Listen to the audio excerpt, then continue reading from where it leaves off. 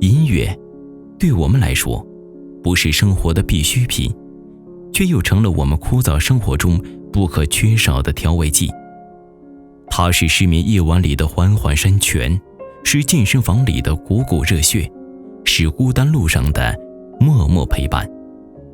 音乐的诞生其实比语言文字还要更早，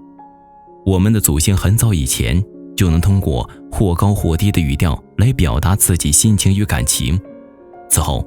各种乐器的发明更犹如神明洒落人间的珠宝，给这个世界带来种种天籁。而被称为乐器之王的钢琴，更是世界音乐发展史上不容忽视的发明。在各种音乐作品中，为钢琴所写的作品应数最多。同样的，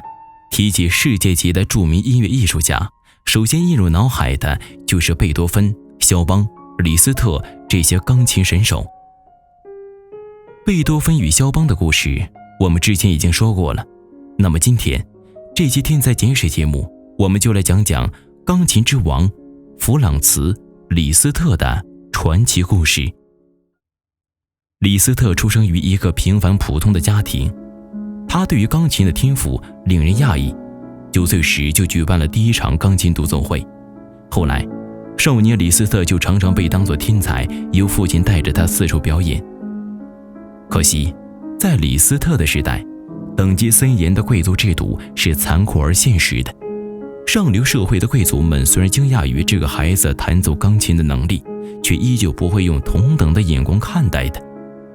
过早地接触这个社会的残酷，哪怕自己的才能多么令自己骄傲，也无法忽视出身所带来的冷眼。少年李斯特从那时就认清了自己看起来高于他人的起点，也一眼明了自己永远无法跻身贵族的终点。1821年，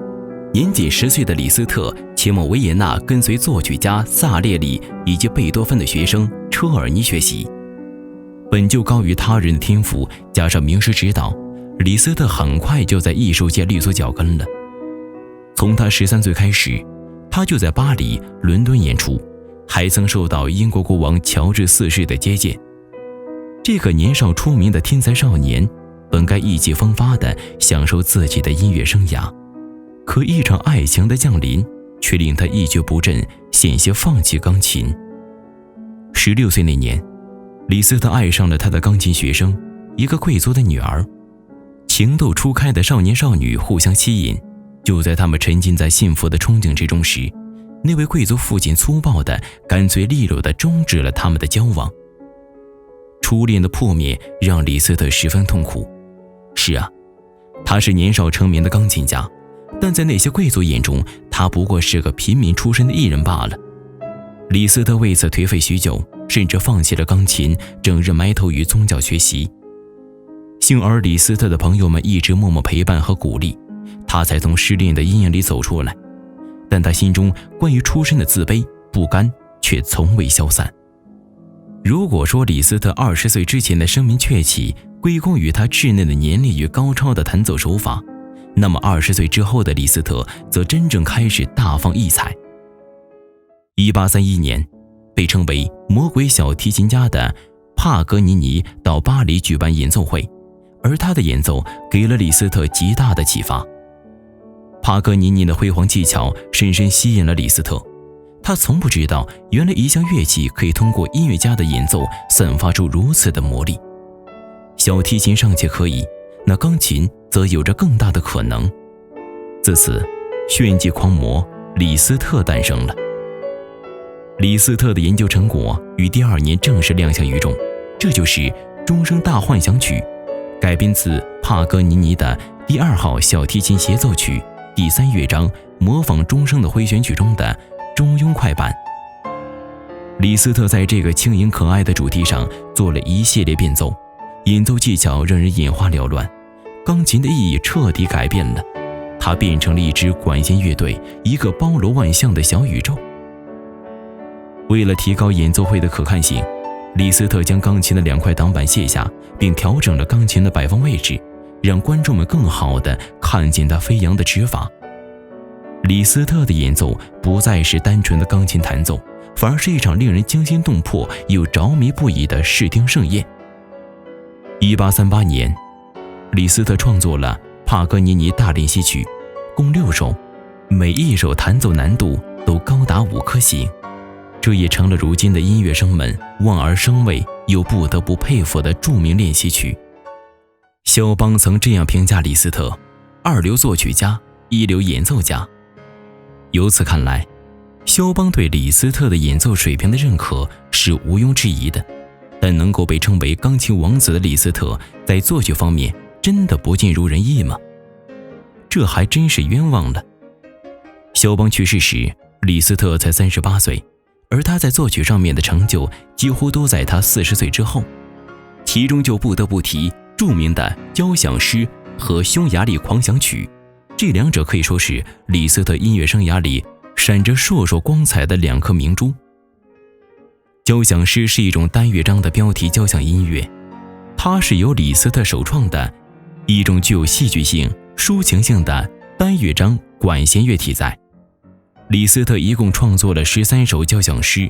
以诗歌、戏剧、绘画以及历史事迹等为题材，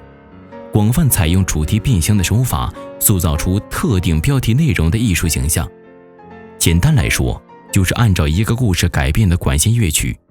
其中最著名的就是前奏曲与塔索。除此之外，李斯特最著名的作品就是19首钢琴曲、匈牙利狂想曲。这些作品不仅对李斯特来说具有非凡的意义，在钢琴艺术史上更是占有重要的地位。这些曲子不但充分发挥了钢琴的音乐表现力，而且为狂想曲这个音乐题材创作树立了杰出的音乐典范。由此可见，李斯特对于钢琴的领悟，除去弹奏技艺上的顶尖演奏水平，在作曲和表现形式上也有着无法忽视的贡献，因此他也获得了钢琴之王的美称。说完了李斯特的业务能力，咱们也不得不提一下他的感情与生活。如果说李斯特身上有什么值得争议的话，那一定是他那几段备受诟病的爱情故事了。之前也曾提及，虽然李斯特声名鹊起，名利双收，但他对于自己身份上的自卑却是一直存在的。朋友们眼中仗义、热情、狂傲不羁的李斯特俨然是个性情中人，他的性格充分在他作品中体现得淋漓尽致。可朋友们不能理解的是，李斯特的择偶水平怎么就空前一致的奇葩呢？李斯特的第一任情人是玛丽·达古伯爵夫人，一个已为人妻的女人。她被李斯特英俊的外表以及音乐才华深深迷倒，最后她抛弃了丈夫以及令人羡慕的社会名誉，与李斯特同居。遗憾的是，当冲动的爱情被时光慢慢磨去光芒，当钟爱的事业离自己越来越远的时候，李斯特最终抛弃了玛丽，回到了巴黎。而李斯特的第二任情人被李斯特称为真爱，可他的身份注定了2人多灾多难的爱情之路。1847年，36岁的李斯特到俄罗斯举办他的独奏音乐会，在这次俄罗斯的义演中，居然有人花了贵宾席票价100倍的1000卢布的价钱买了一张票。如此大的手笔引起了李斯特的注意，这个人就是卡洛琳夫人。没错，又是一位已婚的贵族夫人。李斯特当时的影响力就如同今日的偶像巨星，本不该不顾影响和名声，可他偏偏又一次深陷情网，且不顾一切，2人爱得如痴如狂，宁愿放弃一切也要厮守终身。但是由于种种原因，直到75岁，李斯特也没能和卡洛琳结婚。半生的煎熬令李斯特倍感失落，最终他皈依宗教，企图在宗教中寻求一份安宁。然而直到去世，李斯特的心里却依然没有放下卡洛琳。李斯特死后不到半年，卡洛琳也病逝罗马，和李斯特共赴生死。李斯特曾说过，我所有的欢乐都得益于他，我所有的痛苦也总能在他那儿找到慰藉。无论我做了什么有益的事，都必须归功于我如此热望能用妻子这个甜蜜名字称呼她的卡洛琳·维特根斯坦公爵夫人。不论李斯特的生活与爱情如何，我们要承认的是，这位钢琴神童对音乐的执着和从一而终。感谢他给我们带来了如此激情壮阔的音乐，感谢他的不放弃，没有给我们留下伤仲永世的遗憾，也感谢他的屡屡创新，将钢琴这具有深刻魅力的乐器展现在我们面前。好了，本期天才简史到这里就结束了。李斯特为人热情仗义，他与肖邦的友情也是一段佳话。对肖邦、李斯特的故事感兴趣的小伙伴们，可以关注我们的官方公众号，发送肖邦李斯特获取更多相关内容。咱们下周天才简史节目再见。现如今我们都知道石油资源的重要性，但在20世纪之前，石油对人类来说还是十分不值钱的东西。直到后来内燃机被发明以后，它不仅改变了石油的地位，甚至还改变了世界的格局。所以下周就带大家认识下内燃机的发明者，敬请期待。